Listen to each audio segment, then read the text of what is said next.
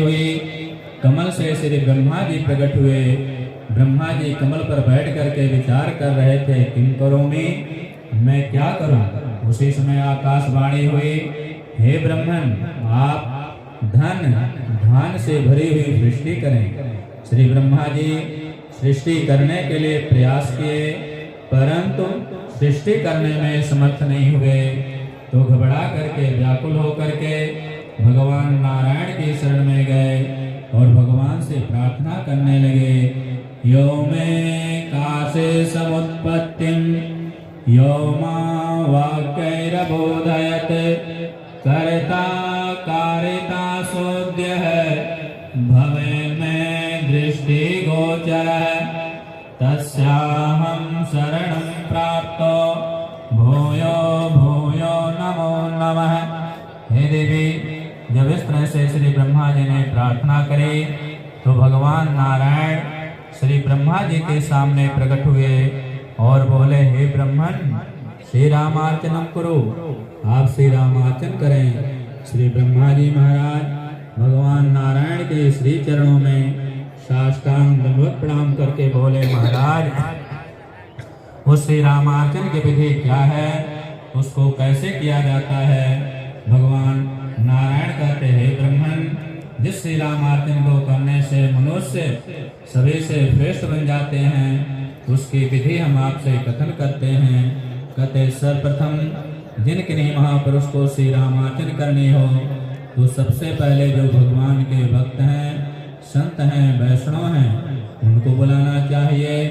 विप्रवृंद को बुलाना चाहिए और अपने जो भाई बंधु हैं उनको बुलाना चाहिए और बुला करके उन्हें संतुष्ट करे अपनी संपूर्ण मनोकामनाओं की पूर्ति के लिए।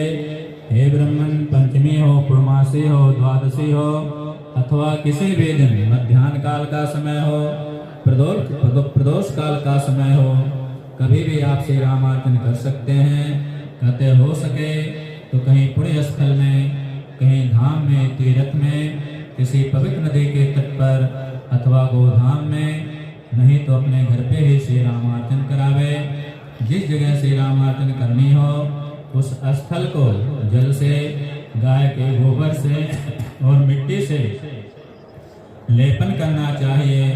उसके ऊपर सुंदर मंडप का निर्माण करे। मंडप कैसा हो, कहते मनोहरई, जो हमारे मन को आकर्षित करने वाला हो। चारों कोनों में जल से भरे हुए कलश चावलों पे स्थापित करे, उसके ऊपर पंचपल्लो रोपे, उसके ऊपर चावल रखे, उसके ऊपर दीपक रखे, चारों कोनों में फल के सहित कदली के वृक्ष रोपे। हे ब्रह्मन, उसके मध्य में एक चौकी स्थापित करे, उस चौकी के ऊपर 21 कोष्ठक का यंत्र बना करके उसको चावलों के आटों से नीले, पीले, सफेद, काले तथा लाल रंगों से रंगे और उस यंत्र को श्री राघवेंद्र सरकार के सहित परिवार के सहित सम्यक प्रकार से पूजन करे।